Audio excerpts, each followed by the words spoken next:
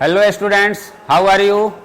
Today I am going to discuss pair of linear equation in two variable second part. Okay, MCQ session चल रहा है तो कल हम लोगों ने फर्स्ट इसका पार्ट किया था. आज सेकेंड पार्ट में कुछ क्वेश्चंस हम लोग करेंगे. So let's start student. Question number 1. In a number of 2 digits, unit digits is twice the tens digit. If 36 be added to the number, the digits are reversed. The number is. ये आपको digit से related है. इसमें आपको 4 option दिए हुए हैं. कोई स्टूडेंट इसे सॉल्व कर सकता है? सबसे पहले तो इसमें एक्स वाई आपको रिलेट करना है. पेयर ऑफ लीनियर इक्वेशन है तो एक्स वाई तो सबसे पहले यहां पे ones place digit equal to x और tens place digit equal to y, ये कर सकते हो. तो वंस प्लेस आपका अगर एक्स हो गया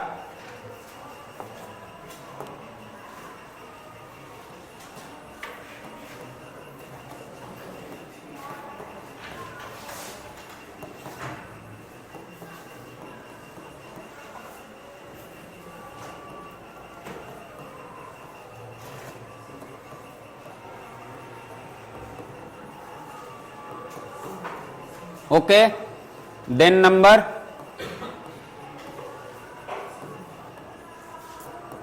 equal to 10y plus x, यही होगा ना. तो इतना जब भी स्टूडेंट आप लोगों को जब भी ये डिजिट वाला क्वेश्चन आए और 2 वेरिएबल में आए तो आपको ये मतलब बिना कुछ किए इतना तो कर ही लेना है. ठीक है. और अगर रिवर्स का उसमें देख लेना, रिवर्स हो तो ये भी लिख लेना है. After interchanging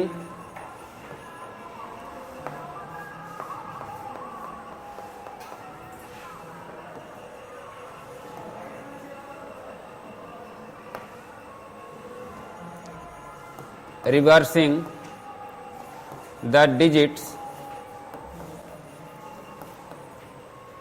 then new number equal to 10x plus y. अब इस चीज को आपको ध्यान में रखना है, सिर्फ इससे रिलेट कर देना है. ठीक है.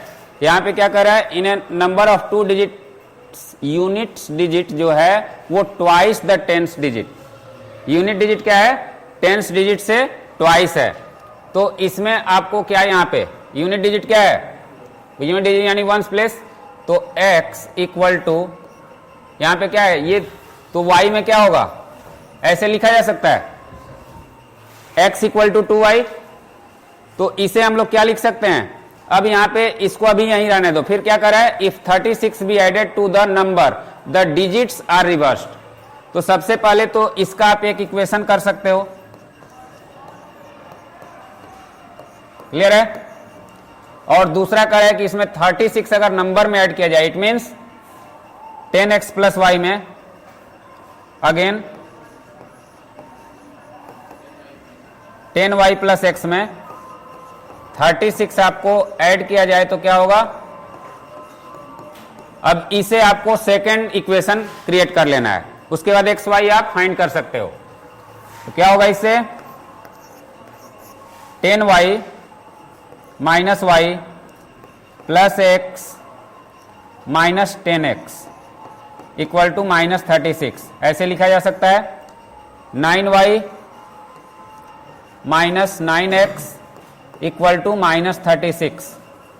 अब स्टूडेंट इसे अगर हम 9 कॉमन लेते हैं तो y minus x equal to minus 36, y minus x equal to minus 4. अगर इसे हम सीधा लिखते हैं तो क्या होगा, अगर कॉमन ले लेते हैं तो यहाँ पे इसको, बिकॉज यहाँ पे x पहले दिया हुआ है तो इसे ऐसे भी लिखा जा सकता है, x minus y equal to 4 लिखा जा सकता है ना. तो ये इक्वेशन सेकेंड हो गया. अब इसे आप सॉल्व कर लो. तो यहां पे इसको सॉल्व करोगे तो क्या होगा, इक्वेशन 1 प्लस यहां सबसे पहले क्या फाइंड करने के लिए करा है, नंबर. तो दोनों x और y दोनों फाइंड करना पड़ेगा. 1 और 2 को ऐड करोगे या सब्ट्रैक्ट करना पड़ेगा, सब्ट्रैक्ट करना पड़ेगा. क्यों, क्योंकि दोनों यहाँ पे क्या है, सेम साइन है, तो साइन अगर सेम है तो आपको क्या करना होगा, सबट्रैक्ट करना होगा।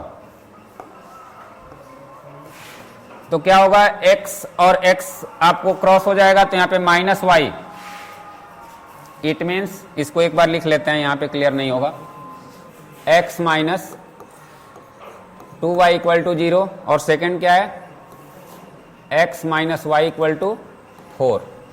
तो स्टूडेंट इसका साइन जब चेंज होगा तो इस तरीके से लिखा जा सकता है, तो minus y equal to minus 4, तो y की वैल्यू 4, अब y की वैल्यू 4 आ गई तो ये 8 हो रहा है, तो x की वैल्यू क्या हो जाएगी, 8, तो नंबर क्या होगा, 48। क्लियर है, तो इस तरीके से इसे अरेंज करना है, तो y होगा then x equal to 2 into 4 equal to 8, number 10 into 4 plus 8 equal to 48, तो ये आपका ऑप्शन होगा। क्लियर है, तो ये डिजिट वाले क्वेश्चन को आपको जब भी डिजिट से रिलेटेड हो तो इतना आपको अपने एकदम दिमाग में अच्छे से रखना है कि ये हमें सबसे पहले लिखना ही है। ठीक है, ये लिख के उसके बाद क्वेश्चन की तरफ देखोगे कि क्या कर रहा है, इतना तो आपको करना ही है। हाँ,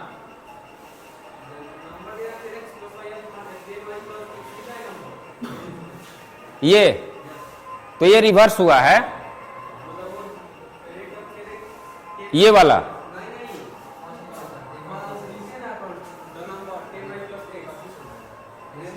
ये वाला, हाँ जी, अच्छा, तो टेंस प्लेस पे क्या होता है, टेंस प्लेस का मतलब क्या होता है, 10 टाइम, तो टेंस प्लेस पे कौन है, तो इसमें 10 से मल्टीप्लाई होगा, और वंस प्लेस का मतलब क्या होता है, 1 टाइम, तो इसमें क्या होगा, 10x plus 10y plus x हो जाएगा। क्लियर हुआ, ये आपको अगर ये हमने y यहां पे लेट किया होता, ये x, तो 10x प्लस y होता। क्लियर है ना, यहां रिवर्स हुआ है तो 10x प्लस y हो गया है ना, यानी डिजिट रिवर्स हुआ है, तो आपका क्या हुआ है, उसमें 10 से जिस प्लेस पे जो जाएगा उसी से मल्टीप्लाई करना है। अब यहां पे आपको अगर कोई नंबर गिवन है 56 है, तो ये किस प्लेस पे है, 6 1 प्लेस पे है, 1 प्लेस पे, और ये 10 प्लेस पे, तो इसको अगर हम 5 को 5 लिख देंगे तो हो जाएगा, इसका प्लेस वैल्यू क्या होगा, 5 इंटू 10 50 होगा, और इसका प्लेस वैल्यू क्या होगा, 6 इंटू 1 6, तो तब ये 50 प्लस 6, 5 और 6 ऐड करोगे तो थोड़ी इसका वैल्यू आएगा, 11 हो जाएगा। 5 और 6 ऐड करने से थोड़ी ये 2 डिजिट का, आपको इसके प्लेस वैल्यू को हमें क्या करना है, सम करना है, इसके प्लेस वैल्यू को ऐड करना है, तब इसका वैल्यू होगा। क्लियर है,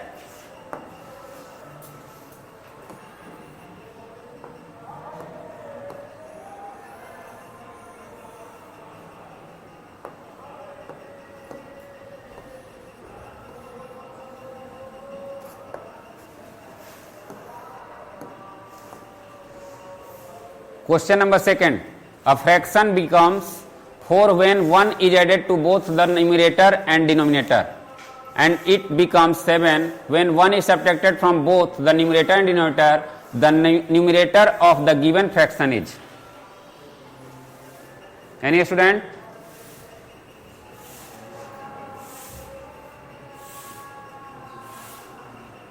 इसे सबसे पहले जैसे प्रीवियस क्वेश्चन में हम लोगों ने डिजिट को देख करके हम लोग क्या करते हैं, एक्स वाई उसको रिलेट करते हैं, फिर 10x प्लस वाई, फिर 10y प्लस एक्स, इतना करते हैं।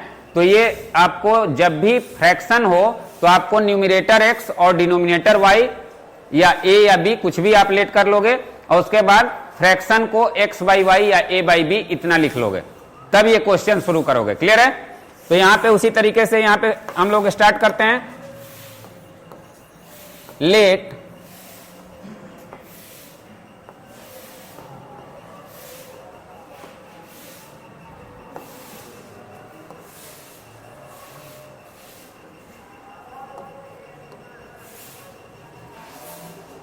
ओके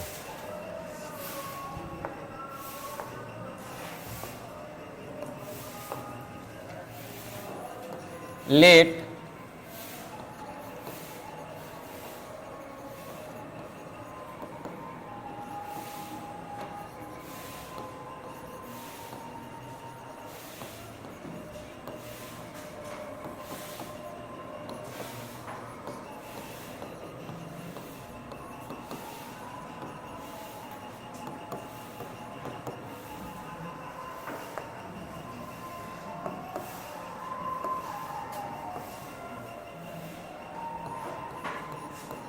ये समझ में आ गया। न्यूमरेटर अगर x हो और डिनोमिनेटर y हो तो फ्रैक्शन क्या होगा, x बाई वाई।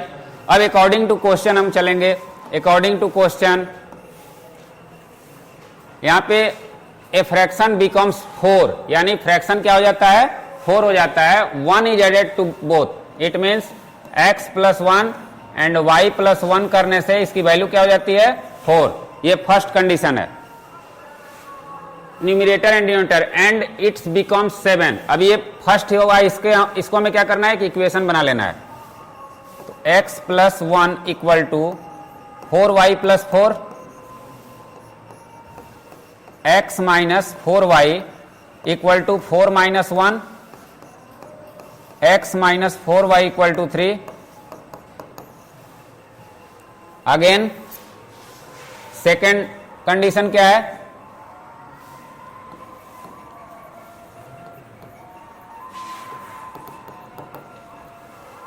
सेवन हो जाता है, यानी x बाई वाई तो लिख ही लो। 1 is subtracted from both, minus one equal to 7। अब इसका एक इक्वेशन क्रिएट कर देना है, एक्स वाई हो जाएगा। क्लियर है? तो x minus 1 equal to 7y minus 7, x minus 7y equal to minus 7 plus 1, x minus 7y equal to minus 6। अब ये इक्वेशन आपको हो गया। अब ये 1 और 2 को आप सॉल्व करोगे तो आपका वैल्यू आ जाएगा। अब इसमें आप एक चीज और, ये तो आपको प्रोसीजर हो गया, आप इसे क्वेश्चन और इसे भी देख के सॉल्व कर सकते हो।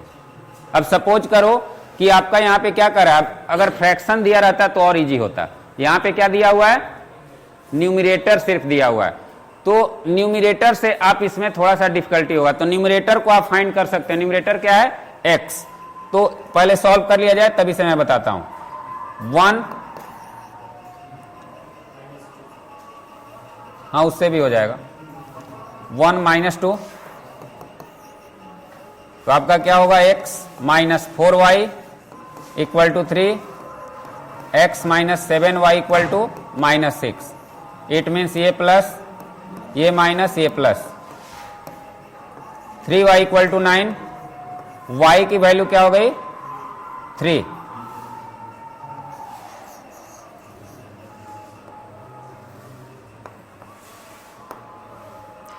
इसकी वैल्यू 3 हो गई। क्लियर है?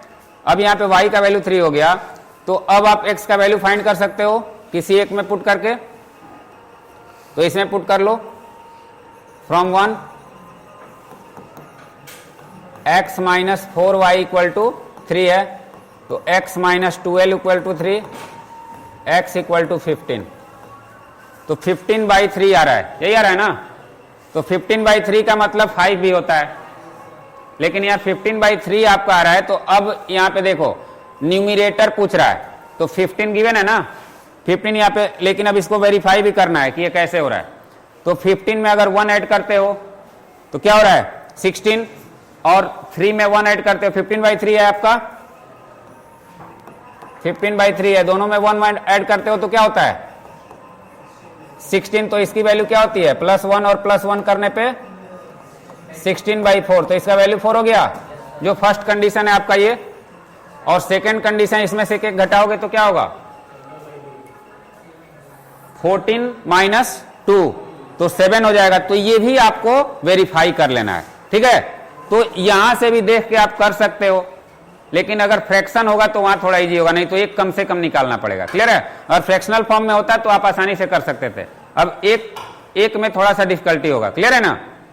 अगर यहाँ पे फ्रैक्शनल टोटल वैल्यू निकालना होता कि फ्रैक्शन क्या होगा, तो आपको बहुत इजी हो जाता है, उसी से देख के आप कर लेते कि कौन से फ्रैक्शन में से मैं ऐड करूंगा तो ये होगा, कौन से फ्रैक्शन में से मैं सब्ट्रैक्ट करूंगा तो ये वैल्यू होगा। क्लियर है ना? इसमें आपको थोड़ा सा ये फाइंड करना पड़ेगा। क्लियर है? कौन सा होगा इसमें, आपको डी होगा, डी वाला ऑप्शन हमारा 15 होगा।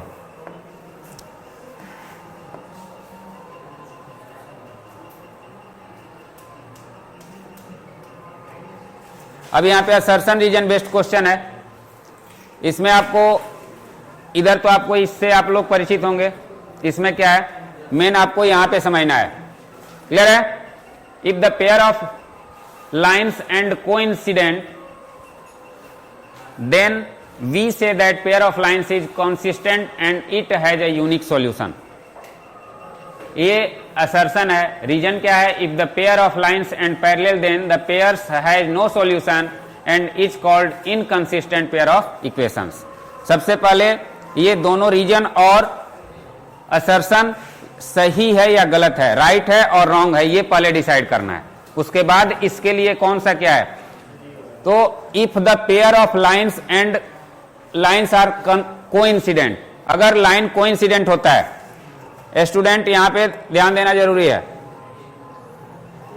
आपका लाइन कोइंसिडेंट होता है। कोइंसिडेंट का मतलब दोनों आपको क्या होता है, एक ही पे लाई होता है। क्लियर है? दोनों एक ही पे लाई होता है। तो सपोज करो दोनों एक ही पे लाई होता है, तो जो भी ये बनेगा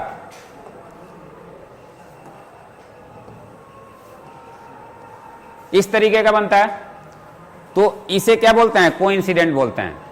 कोइंसिडेंट है, then we can say pair of line is consistent, pair of line is consistent and it has unique. Consistent है लेकिन यूनिक नहीं है। क्लियर है? तो ये क्या हुआ, ये थोड़ा सा भी इसमें गलती है तो असर्शन क्या है, रॉन्ग है। क्लियर है ना? यहां तक आपका सही है, लेकिन लास्ट वाला जो पॉइंट कर रहा है तो वो यूनिक नहीं होता है, इनफाइनाइट होता है ना, बिकॉज इस पे आप इनफाइनाइट सॉल्यूशन आप इस पे रिप्रेजेंट कर सकते हो, इस पे होता ही है। तो ये आपका क्या हो गया, ये रॉन्ग हो गया। क्लियर है? ये वाला तो रॉन्ग दिख रहा है, ये रॉन्ग दिख रहा है। अब reason, if the pair of lines are parallel then the pairs has no solution, ये भी सही है। एंड इज कॉल्ड इनकंसिस्टेंट पे, ये रीजन सही है, अपने जगह पे रीजन सही है, लेकिन इसके लिए सही नहीं है। तो अब यहां पे आपको इतना तो पता चल गया कि ये गलत है, ये रीजन सही है, लेकिन अब जब वो ही गलत है तो इसके लिए ये क्या सही होगा, फिर है ना। अब इसमें डिसाइड करना है, ये बहुत इंपॉर्टेंट वर्क होता है। ठीक है, यहां आपको सब क्लियर है, लेकिन इसमें हड़बड़ी नहीं दिखाना है। तो सबसे पहले देखो कि किसमें रॉन्ग दिया है, इसमें रॉन्ग दिया, ये राइट दिया है। चूंकि वह रॉन्ग होगा तो उसके बाद उसके रिलेशन से कोई लेना देना ही नहीं है। जब यही गलत हो गया तो इसका रिलेशन होगा कैसे, तो इसीलिए ये आपको सही है। क्लियर है ना? तो इसको हमें, ठीक है,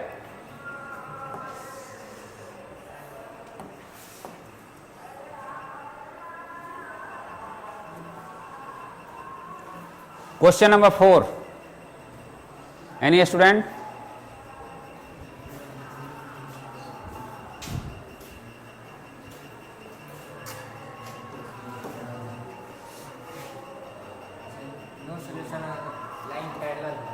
Very good.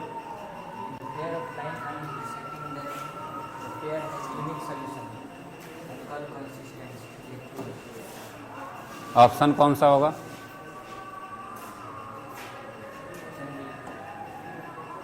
ओके, समझा सकते हो ये कैसे है?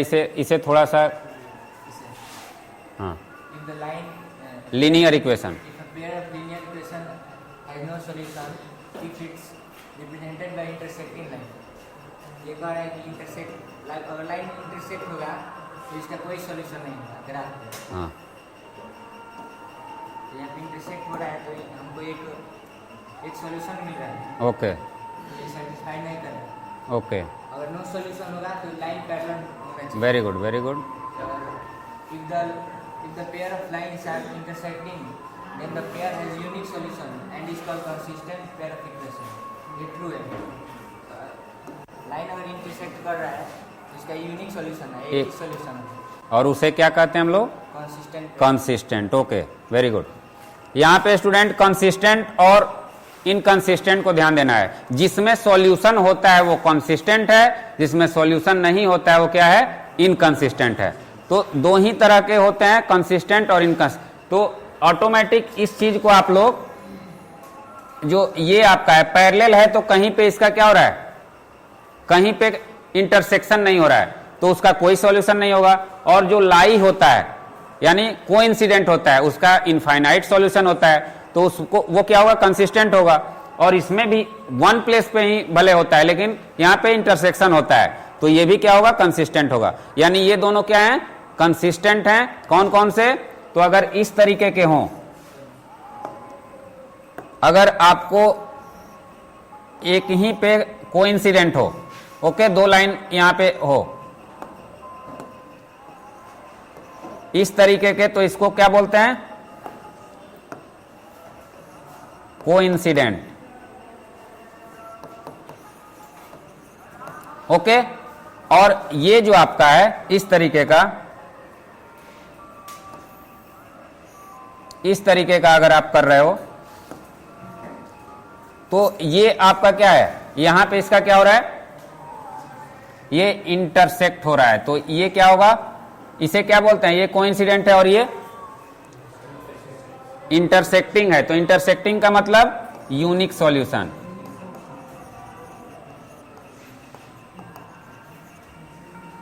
In one point, one point पे ही ये इंटरसेक्ट हो रहा है, इसलिए इसे क्या बोलेंगे, यूनिक। तो ये दोनों क्या होता है, कंसिस्टेंट होते हैं, ठीक है, कंसिस्टेंट होते हैं। तो कंसिस्टेंट में आपको क्या करना है, ये दोनों आपका कंसिस्टेंट है, और इसमें आपको बाकी ये जो पैरेलल है, तो पैरेलल में कहीं पे भी कनेक्शन आपका नहीं हो रहा है, तो ये क्या हो जाएगा, इनकंसिस्टेंट। इसको थोड़ा सा आपको हिंदी मीडियम में, अगर इसमें बहुत सारा, इसमें दो तीन तरह का, इंग्लिश में तो कंसिस्टेंट और इनकंसिस्टेंट से हम लोगों का अच्छे से समझ में आ जाता है, ठीक है। उसमें आपको संगत, असंगत, विरोधी, अविरोधी, इसमें थोड़ा सा कंफ्यूजन होता है, क्लियर है। हिंदी मीडियम वाला तो यहाँ पे वन वर्ड है, तो आप लोग इसको कर लेते हो आसानी से, लेकिन हिंदी मीडियम में थोड़ा सा डिफिकल्टी होता है, अलग अलग वर्ड, उसमें नंबर्स ऑफ वर्ड ज्यादा होते हैं। नाउ अब इसमें कौन सा, तो ये सही है और ये क्या है, रॉन्ग है, तो वही सेम आंसर होगा। नाउ द नेक्स्ट,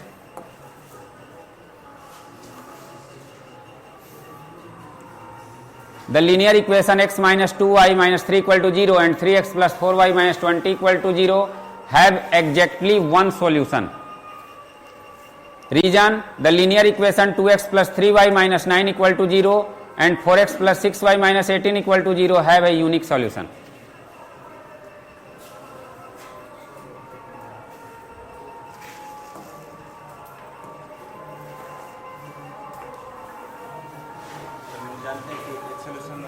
जब लाइन इंटरसेक्ट करता है, तब लाइन इंटरसेक्ट करता है जब a1 बाई ठीक है, a2 is not equal to b1 by b2।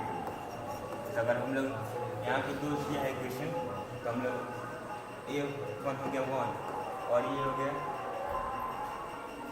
3x हो गया 8 तो 3 हो गया, और यहाँ पे 2 हो गया -2 है, -2 हो गया b1 और ये b2 4 हो गया b2। तो यहाँ पे सर मिलेगा -1/2 जो इसके इक्वल नहीं है, तो यूनिक सॉल्यूशन है, ओके। तो रीजन आपका असर्शन सही है। देखो ये फॉर्मूला याद रखना बहुत इंपॉर्टेंट है, इसको सॉल्व नहीं करना है, सॉल्व करके नहीं पता लगाया जा सकता है, इसे आपको ये फॉर्मूला, तो ये आपको a1 by a2 b1 by b2 और c1 by c2 is very important for pair of linear equation into variable, इसे याद रखना ही होगा। नेक्स्ट, और रीजन में हम लोग को बोल रहा है कि जो इक्वेशन दिया है इसका भी अगर हम लोग करें तो 2/4 और 3/6, सर ये 1/2 है, तो रीजन गलत है, दोनों इक्वल है। और ये होगा सर ये कोइंसिडेंट है ये। हाँ, दोनों इक्वल होता है तो कोइंसिडेंट इक्वल होता है सर जब a1 by a2 is equal to b1 by b2 equal to c1 by c2 होता है, तो कोइंसिडेंट होता है। तो यहाँ पे तीनों हम लोग का 1/2 के फॉर्म में है, तो यहाँ पे ये कोइंसिडेंट होगा, ये यहाँ पे c है। असर्शन इसमें सही है और रीजन क्या है, रॉन्ग है। तो रीजन जब गलत है तो उसके लिए सही या गलत का कोई चांस ही नहीं होता है, क्लियर है।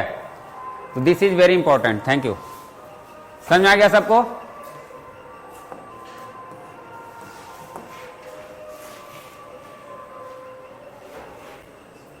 assertion A, a sphere has some number of इस मतलब एक स्फेयर्ड है जो भेड़ चराने वाला होता है, गडेरिया उसको बोलते हैं, has some number of hens and sheep, उसके पास कुछ भेड़ और कुछ हेन्स हैं, ठीक है। If number of heads be 48 and number of hits be 140 then number of sheep are 22।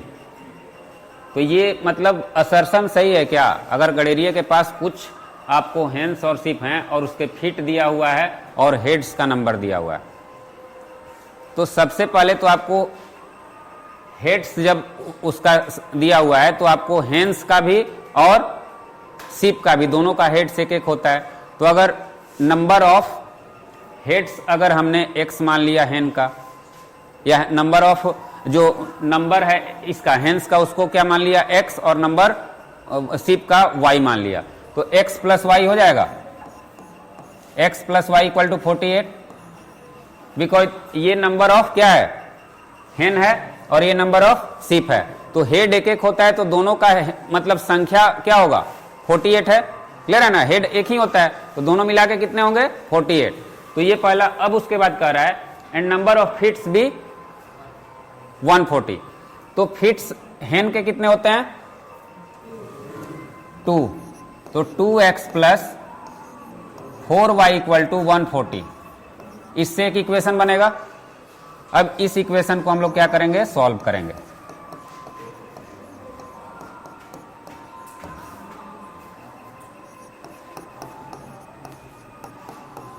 Seventy clear है। अब इसे सॉल्व करोगे तो क्या होगा, इसमें से इसको सब्ट्रैक्ट करोगे तो क्या होगा, y इक्वल टू 22 आ रहा है क्या, y क्या आ रहा है 22, तो शीप का सही है, इसका मतलब है कि हम लोगों का असर्शन सही है। सबको समझ में आ गया?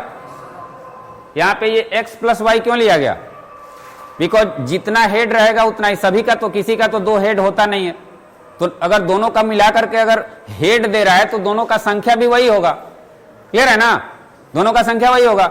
अब आप इसका नंबर मान लिए x, किसका, हेन का, ये हेन का है, हेन इक्वल टू x, एंड तो ये दोनों की संख्या हो गई। अब इसका हेन का क्या होता है, कितने पैर होते हैं 2, और शीप के कितने पैर होते हैं, तो ये दोनों का पैर का संख्या इतना दिया हुआ है फीट का। तो अब इसे हम सॉल्व करते हैं, तो इसका y का नंबर, y हमने क्या लिया है, शीप का नंबर लिया है, तो ये असर्शन सही है। अब इसका रीजन पे आते हैं। System of equations representing above situation is x plus 2y equal to 70 and x plus y equal to 48 which can be solve by method of substitution, clear है। तो इसको अब यहां पे system of equations representing above situation, ये situation तो पैदा कर रहा है, देखो यहां पे, क्लियर है। अब यहां पे विच कैन बी सॉल्व बाय, यानी हम इसे कर सकते हैं, ये नहीं कर रहा है कि करेंगे, कर सकते हैं तो इससे कर सकते हैं, बाकी भी मेथड से हो सकता है। तो ये थोड़ा थोड़ा चीज, इस चीजों पे ध्यान देना है, ठीक है। अब तुम लोग सोचोगे कि इसको सब्स्टिट्यूट से ही उससे भी करते हैं, लेकिन यहां कहता है कर सकते हैं, तो इससे भी कर सकते हैं, तो बेसिकली कर सकते हैं। अब यहां पे ये क्या होगा, ये दोनों सही है, रीजन भी सही है, तो क्या होगा, ए होगा। चलो, सबको समझ में आ रहा है ना। अब कुछ पिज्जा हो जा खा लो। यहां पे क्वेश्चन है,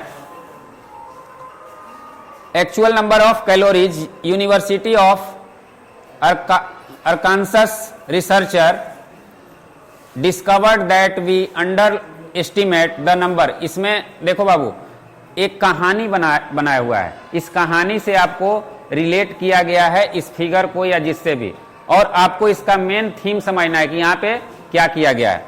तो the number of calorie you think you ate and double it, the researcher conclude that this number should be a more accurate portion of hamburger and fries and 2 portion of pizza is 4240. The actual number of calories is 2 portion of hamburger and fries and 1 portion of pizza is 3980.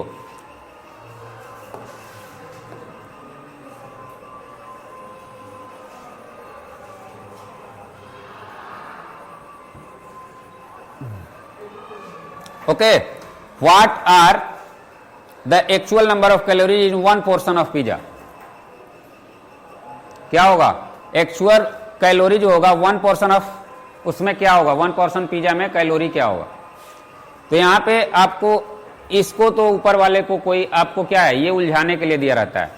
आपको main यहां पे क्या कर रहा है, ये तो कहानी है, इससे क्वेश्चन को क्या लेना देना है, रिसर्चर क्या कर रहे हैं क्या नहीं कर रहे हैं। तो आपको यहां से the actual number of calories in one portion of Hamburg and fries and to portion of pizza is, तो अगर वन पोर्शन आप x मानते हो बर्गर का और इसका y मानते हो, तो ये x प्लस 2y हो जाएगा। हाँ, तो क्या होगा? और फिर the actual number of calories to portion of hamburger and fries and one portion of pizza. अब इसको सॉल्व कर दोगे। अब इतना बड़ा क्वेश्चन का देख रहे हो कितना आसान है। हाँ, तो क्या होगा? इसको क्या किया जाएगा? 4240। अच्छा,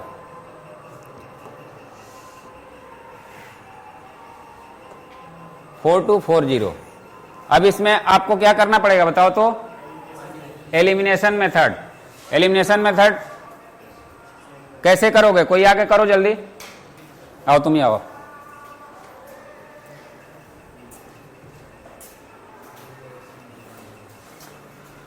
यहाँ पर अगर सिंपली यहाँ पे अगर देखेंगे कि अगर जिसको कैंसिल करना होगा, जैसे यहाँ पे एक से कैंसिल करना है तो यहाँ पे हम लोग ऊपर में 2 से मल्टीप्लाई कर देंगे और इसको 1 से, तो ये 2x और इसमें 2 करेंगे तो 4y हो जाएगा। इसमें भी 2 से मल्टीप्लाई कर देंगे तो x कैंसिल हो जाएगा, सेपरेट कर देंगे तो, और ये हो जाएगा माइनस कर देंगे, ये हो जाएगा 3y।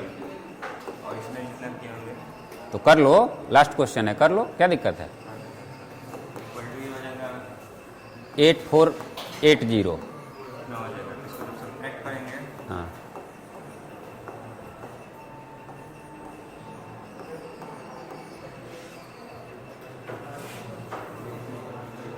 इसमें से 14 में से 9 सब्ट्रैक्ट करो, 5 होगा, 4 5। ओके, 4 5 होगा तो y इक्वल टू क्या होगा? 1500। वही कह रहा है। क्या कह रहा है? क्वेश्चन क्या पूछ रहा है? पिज्जा। तो आ गया ना। तो देखो इसमें बेसिकली स्टूडेंट करना क्या है, इसमें आपको ध्यान देना है, इस चीज पे हमको नहीं ज्यादा कंफ्यूज होना है, हमें जो मेन उसका उद्देश्य है उस पे जाना है। ये तो कहानी है ना, यही देख के आपको नहीं हड़बड़ाना है। तो यहां पे आपको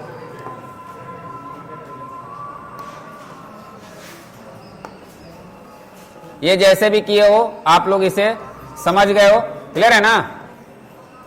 तो यहां पे 1500 हुआ है। तो इसमें जो रिमेनिंग पोर्शन है स्टूडेंट्स, उसे आप लोग असाइनमेंट में कर लेना, ठीक है। 1-2 क्वेश्चन रह गए हैं। So that's all, have a nice day, thank you.